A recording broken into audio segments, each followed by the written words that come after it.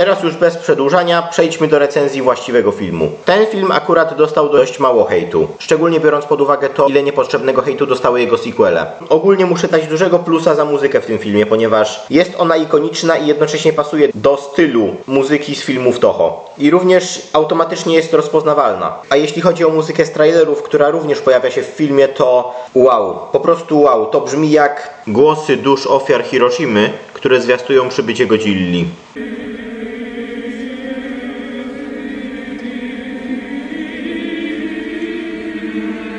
I to jest po prostu arcydzieło. Ogólnie Godzilla 2014, w przeciwieństwie do większości filmów z Godzillą, ma bardzo realistyczne podejście. Zachowanie kaiju jest wzorowane zachowaniem zwierząt w prawdziwym życiu, a zachowanie ludzi podczas katastrofy zostało tutaj bardzo szczegółowo oddane. Ogólnie w sumie wszystkie filmy Monsterverse mają taki realistyczny styl i to właśnie sprawia, że są tak dobre.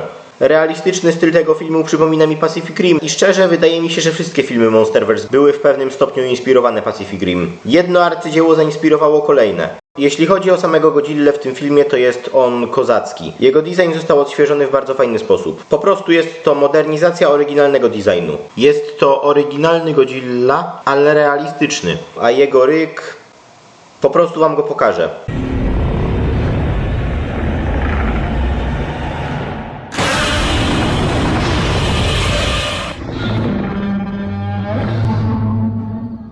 Wszystko a propos tego ryku jest idealne i również brzmi on jak bardziej realistyczna wersja ryku klasycznego Godzilli. Ale przecież Godzilla w tym filmie jest za gruby, a jego płyty grzbietowe są za małe i mają inny kształt. To, że jego płyty grzbietowe wyglądają inaczej niż u oryginalnego Godzilli, to nie znaczy, że wyglądają źle. Poza tym akurat mają całkiem przyzwoity rozmiar. Aha, a jeśli chodzi o to, że Godzilla jest gruby, to wy serio nie widzicie tego, że ma sześciopak? On nie jest gruby, tylko muskularny. Stworzenie, które ma zabijać inne kaiju, musi mieć umieśnione kończyny, stopy będące w stanie utrzymać jego ciężar oraz ogon, który zapewnia mu dodatkowe wsparcie i działa trochę jak trzecia noga. Godzilla w tym filmie wygląda potężnie. Gdyby był chudszy, wyglądałby jak skacząca jaszczurka, a nie bóg potworów. Swoją drogą uwielbiam to, że w tej scenie ludzie panikują, ale kiedy tylko Godzilla się pojawia, wszystko cichnie.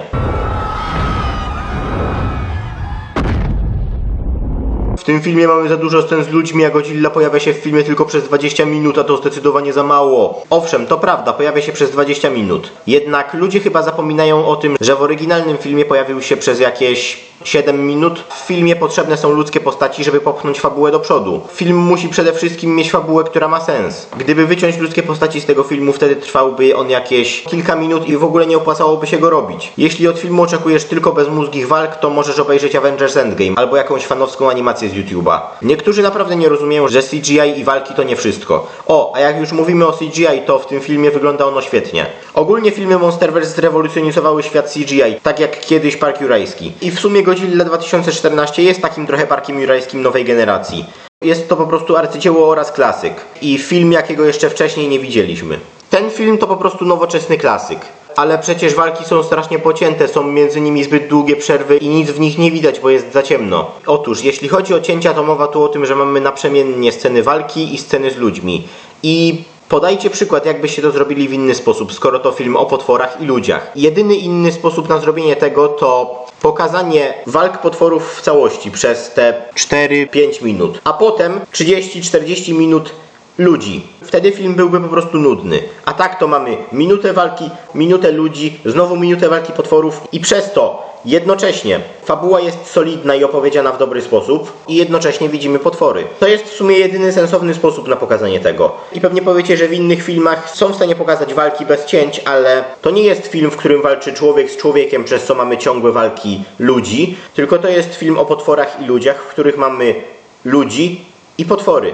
A jeśli chodzi o to, że jest zbyt ciemno, to cóż, nie możecie odsłonić wszystkich kart od razu. Tutaj widzimy Godzillę w ciemności, żeby w następnym filmie zobaczyć go w dzień. Gdyby tutaj od razu pokazali sceny w dzień i wszystkie umiejętności Godzilli, no to robienie sequela byłoby bez sensu. Bo gdyby każdy film był taki sam, to mijałoby się z celem. Poza tym ten film nie jest zbyt ciemny, wszystko wyraźnie widać. Jedyna wersja filmu, która niestety jest zbyt ciemna, to wersja Blu-ray, bo tam faktycznie nic nie widać. Jeśli myślicie, że ten film ma za dużo cięć oraz jest zbyt ciemny, to nie widzieliście 8. sezonu Gry o Tron albo Obcy kontra Predator 2. Również to, że ludzie mogą mieć niedosyt ilością Godzilli na początku tego filmu, to jest celowy zabieg. Gareth Edwards celowo pokazał mało Godzilli, żeby pod koniec sceny, w których Godzilla zabija Muto, były jeszcze bardziej epickie i żeby opłacało się na nie czekać. I to mu się udało, bo faktycznie te sceny są po prostu przekozackie. Zdecydowanie są w stanie wynagrodzić to, że Godzilli w tym filmie nie ma aż tak dużo. Te sceny są w stanie wynagrodzić wszystko. Ogólnie ten film zrobił to dobrze, ponieważ Godzilla w tym filmie jest epicki i jednocześnie chcemy zobaczyć go więcej w następnych filmach. To zostało zrobione bardzo dobrze.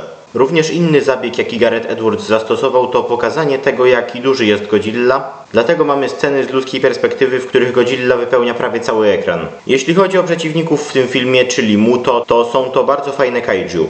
Ale przecież są bardzo generyczne. To, że coś jest generyczne, to nie znaczy, że jest złe. Czy ich design jest generyczny? Możliwe. Ale czy jest zły? Oj nie.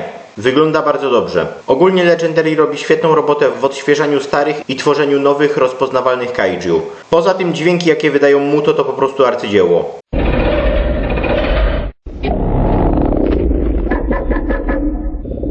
No i ich umiejętność, czyli wydzielanie impulsu elektromagnetycznego, który dodatkowo osłabia atomowy oddech Godzilli, to świetny pomysł i jest to coś, czego często się nie widuje u kaiju. Również lubię to, że wszystko jest przemyślane i w zasadzie jest wyjaśnione, że Godzilla jest w stanie znaleźć Muto poprzez to, że się ze sobą komunikują. Wydają dźwięki, które docierają na bardzo dalekie odległości, trochę coś jak echolokacja. Godzilla też słyszy te dźwięki i jest w stanie je znaleźć. Fajnie, że w zasadzie to wyjaśnili. W filmach Monsterverse zadbano również o to, aby były widoczne kości i krew kaiju. Na przykład w tej scenie widoczne są kręgi szyjne Muto. To jest mały detal, ale cieszy, ponieważ to jest realistyczne, a w innych filmach czegoś takiego nie ma. Swoją drogą, oryginalny Godzilla był odzwierciedleniem tego, jaką destrukcję może spowodować bomba atomowa. Lubię to, że w tym filmie nie próbują robić na siłę tego samego. Zamiast tego ten film pokazuje, że arogancja ludzi może doprowadzić do ich klęski. Bo to ludzie przebudzili Godzillę oraz Muto. Również Godzilla jest tutaj uosobieniem sił natury i to on próbuje przywrócić balans, który ludzie zaburzyli. To jest jego motywacja. Ludzie, którzy narzekają na to, że w tym filmie Godzilla nie rozwala miasta i nie zabija ludzi, chyba kompletnie nie rozumieją przesłania tego filmu i tego, że ten film jest inny niż oryginał. Również fajnie, że mamy Monarch, czyli organizację, która studiuje Godzillę i inne kaiju. To dodatkowo dodaje realizmu. No dobra, może ten film nie jest jakiś specjalnie zły, ale sequele są bardzo złe i niepotrzebne. Nie każdy film musi mieć sequel, to prawda. Szczególnie jeśli sequel jest kijowy, ale jeśli sequel wyszedł dobrze, a pozostałe filmy Monsterverse wyszły bardzo dobrze, no to w czym jest problem? Na dobrą sprawę większość filmów, mówię ogólnie o filmach, nie tylko o filmach z potworami, jest niepotrzebna, ale filmy są tworzone dla rozrywki i jeśli mają dobrą fabułę, a oglądanie ich sprawia przyjemność, to znaczy, że nie są niepotrzebne. Filmy nie muszą być idealne, ważne, że nie są bardzo głupie, albo nie próbują robić z widza debila, albo nie rujnują oryginalnego filmu. Ogólnie w filmach Monsterverse fajne jest to, że można je oglądać kilka razy, a one wciąż są dobre, a nawet stają się lepsze i można zapamiętać z nich więcej. Jeśli chodzi o głównego ludzkiego protagonistę, czyli Forda Brodiego, to jest on fajnym protagonistą. Ej, ale przecież on w tym filmie w ogóle nie ma żadnego celu. Każdy, kto oglądał film, dobrze wie, że to nieprawda. W tym filmie Ford chce wrócić do rodziny, ale musi zabrać bombę z miasta, aby ocalić ludzi, w tym swoją rodzinę. Ford w ogóle nie ma uczuć, nie płakał, kiedy umarł jego ojciec. Mówicie o ojcu, który przez ostatnie 15 lat uganiał się za stworzeniami, w które nikt nie wierzył i w ogóle nie widział się z synem. Poza tym Ford jest żołnierzem, jest przyzwyczajony do widoku martwych osób. Wojsko wypruwa z ciebie wszelkie emocje. Ford zdecydowanie nie jest złym protagonistą. Swoją drogą, ludzie powinni się nauczyć odróżniać złe aktorstwo od aktorstwa bez emocji, jeśli tego wymaga rola. Przy okazji ludzie mówią, że ojciec Forda, Joe Brody, powinien być głównym bohaterem zamiast niego. Ale on tylko pracował w elektrowni i chciał dowieść, że mu to istnieją. Jak sobie wyobrażacie jego dalszą rolę w filmie? Biegałby za Godzillą po mieście? To, że zginął, to było zakończenie jego wątku postaci, ponieważ chciał udowodnić, że mu to istnieją i to zrobił. Spełnił swój jedyny cel. W sumie nikt nie zaproponował, jaką mógłby mieć rolę w tym filmie, gdyby przeżył. To dlatego, że w późniejszej części filmu był po prostu niepotrzebny. To, że Ford, który jest żołnierzem i w zasadzie ma ważną rolę, która pasuje do tego filmu, go zastąpił, to była sensowna decyzja. Ale przecież Ford w ogóle nie ma żadnego rozwoju postaci i przez cały film jest taki sam. Tymczasem w filmie dobrze widać, że kiedy Muto się do niego zbliża, to odczuwa strach. Jednak potem, kiedy samica Muto próbuje zdobyć bombę, Ford jest gotowy oddać życie, aby tylko jej nie zdobyła. Tym razem się nie boi. Nawet celuje w Muto z pistoletu, mimo iż wie, że to nic nie da. Ale jest gotów zrobić wszystko, aby bomba nie wybuchła. On się zmienił i rozwinął przez czas trwania tego filmu. Jasne, nie zmienił się bardzo, ale nie każda postać musi być Sherlockiem Holmesem i mieć bardzo skomplikowany wątek postaci. Panie Edwards, udało się. Udało się panu zrobić pierwszy, dobry amerykański film z Godzillą. Na dobrą sprawę ten film jest perfekcyjny. Szczerze, szukanie wad w tym filmie byłoby czepieniem się na siłę.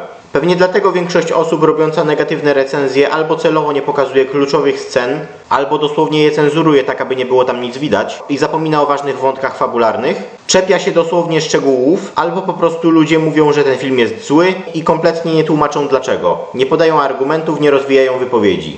Albo jeszcze niektórzy zapominają o ważnych szczegółach lub celowo nie mówią wszystkiego, pomijając istotne fragmenty, aby sprawić wrażenie, że ten film jest o wiele bardziej płytki niż naprawdę jest. Aby wprowadzić ludzi w błąd i nimi manipulować. Większość, w cudzysłowie, błędów wynika z nieuwagi niektórych ludzi. I również oczywiście nikt nie podał przykładu, jak można by naprawić albo ulepszyć ten film. Jak już coś krytykujesz, to chociaż powiedz, jakbyś to naprawił. Chyba że jesteś po prostu hejterem. Niektórzy naprawdę powinni zrobić research przed nagraniem filmu. Albo chociaż napisać scenariusz. W sumie pisanie scenariusza to jest właśnie duża część powodu, dla którego ta recenzja została przełożona. Z kolei niektórzy próbują być inteligentni, co im nie wychodzi, i popisać się, mówiąc na przykład, że zachowanie kaiju w tym filmie nie jest zgodne z zachowaniem zwierząt w prawdziwym życiu. Ale to nie są zwykłe zwierzęta, tylko inteligentne stworzenia z supermocami. Moja ocena tego filmu to 10 na 10, naprawdę polecam wam go obejrzeć. Szczególnie biorąc pod uwagę, że mimo iż jest to pierwszy film z Monsterverse, to już jest to arcydzieło. Ale i tak w przyszłości się zdecydowanie poprawili z tymi filmami. Kolejne filmy z Monsterverse są jeszcze lepsze. Cóż, to by było na tyle, gdyby nie fakt, że w tym filmie jeszcze omówię komiks. Ponieważ Monsterverse to nie tylko filmy, ale także komiksy, które są prequelami do filmów i są wydawane w tym samym roku co filmy. Otóż komiks Godzilla Awakening to prequel Godzilli 2014, no i opowiada on historię ojca Serizały, a Serizawa w tym filmie to jedna z pobocznych postaci, która akurat w sequelu staje się bardzo ważna. No i co mogę powiedzieć, komiks jest fajny, art style jest ładny, historia jest ciekawa, Godzilla oczywiście się pojawia, no i również wprowadzony zostaje nowy kaiju Shinomura, który jest interesujący. No i w sumie o tym komiksie nie da się dużo mówić. Wystarczy powiedzieć, że jest dobry. I w ogóle są ludzie, którzy mówią, że te komiksy są kijowe, a potem przyznają się, że nawet ich nie czytali. Tacy ludzie to już ekstremalni idioci.